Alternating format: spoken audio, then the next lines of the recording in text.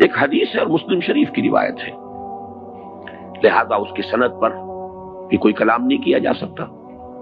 راوی حضرت عمر ہیں رضی اللہ تعالی عنہ، فقہائے صحابہ میں سے ہیں، بڑے ذی شعور ذی فہم، لہذا اس اعتبار سے بھی اس حدیث کا ایک پایہ جو ہے بہت بلند ہے۔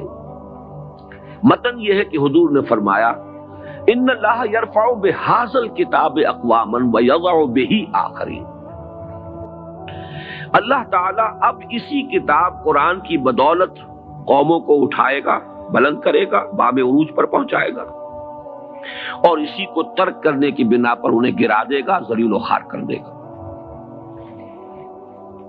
یہ حدیث حضور کا فرمان سر آنکھوں پر، سمجھ میں آئے تب بھی، نہ سمجھ میں آئے تب بھی، ہمارے ایمان کا تقاضا ہوا صادق المصدوق۔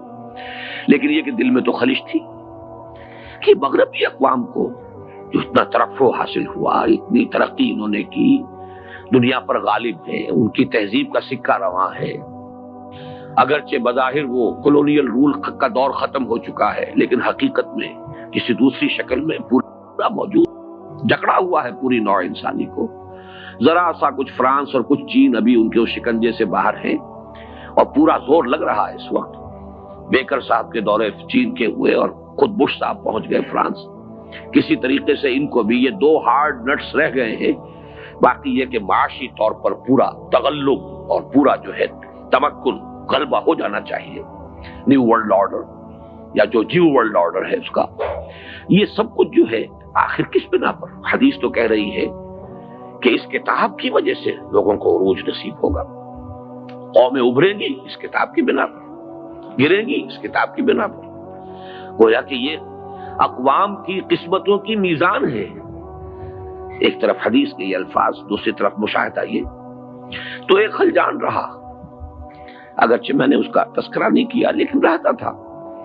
آخر اگر حضرت ابراہیم کا بھی معاملہ قرآن مجید میں آیا ہے کہ انہوں نے بھی درخواست کی تھی کہ رب ارنی کیف تحیی الموتى، پروردگار مجھے دکھا کیسے زندہ کرے گا تو مردوں کو۔ قال اولم تؤمن قال بلی ولکن لیطمئن قلبی، اللہ نے فرمایا کیا تم ایمان نہیں رکھتے؟ عرض کیا کیوں نہیں، ایمان تو ہے، مانتا ہوں، لیکن ذرا دل کا اطمینان میں چاہتا ہوں، کوئی خلجان نہ رہ جائے، پوری طرح دل ٹھک جائے۔ تو اس درجے میں اگر کبھی ہمارے دل میں بھی ایک پیدا ہو جائے کوئی پیاس تو کوئی حرج نہیں ہے، بلکہ علم کے بڑھنے کا یہ ایک ذریعہ بنتا ہے۔ جب ریکنسٹرکشن کا میں نے مطالعہ کیا، علامہ اقبال کے خطبات، وہاں مجھے اس کا جواب ملا۔ ان کا کہنا یہ ہے کہ اس ویسٹرن کلچر کا بھی انر کور جو ہے وہ خالص قرآنی ہے، اس لیے کہ ان السمع والبصر والفؤاد، ان کو بھرپور طریقے پر وہ بروئے کار لائے۔ قرآن نے جس علم کو خلافت کی بنیاد قرار دیا ہے کو انہوں نے پرسو کیا، اس میں ارتقا کیا، اس میں ترقی کی، اسے پروان چڑھایا۔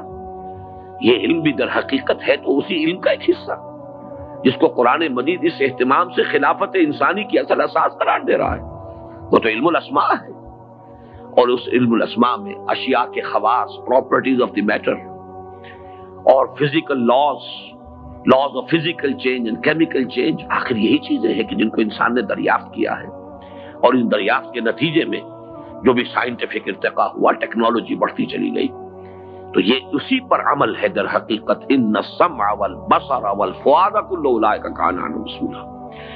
باقی جو چیزیں ان کے اندر اضافی آ گئی ہیں، ان کی تہذیب میں جو چیزیں کہ اس آسمانی ہدایت کے منافی آ گئی ہیں، ان کو اس وقت اپنے ذہن سے خارج کر دیجیے۔